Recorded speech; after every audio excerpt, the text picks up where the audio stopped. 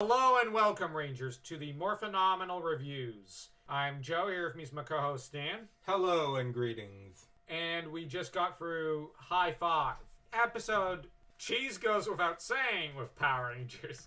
But this episode is decent, I guess. The main crux of it is that Trini has a fear of heights. Rita is mostly planning a time warp trap, which fails in under 5 minutes. Because she forgot that the Power Rangers have blasters. And she has Babu and Squat. Helping her with her strategies. Which means it's better than some of the help some of the later seasons have. Fair.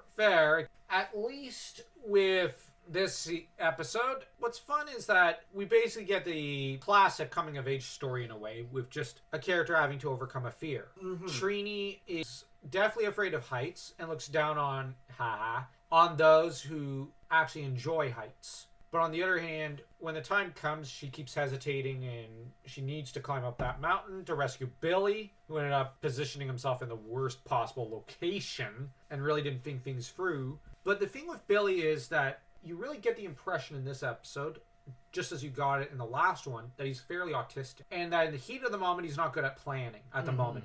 Later, he ends up really good at planning in the heat of the moment. But he's not experienced. Trini has to come in and rescue him.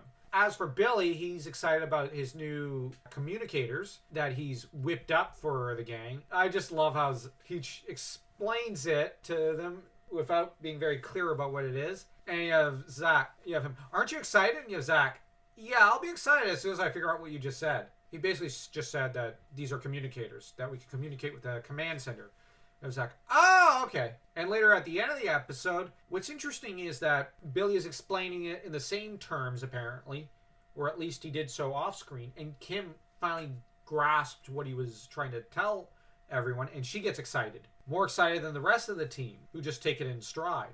Which I find we're already seeing a bit of the Kim-Billy, I don't want to say bromance, but kind of fraternal relationship. It's really interesting that Billy, the first character he's really bonding with, after Trini, is Kim. He's a bit of the kid brother in a way of the team.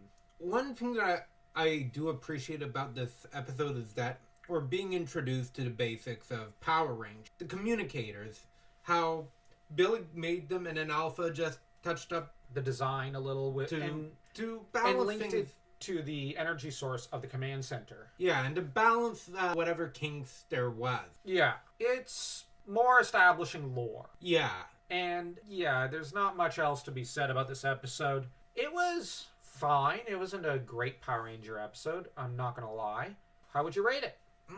I'll rate it a 2 is fine. I'll rate it a 1. I really like Trini. I really like the stuff with Billy, Kim, and Alpha to an extent.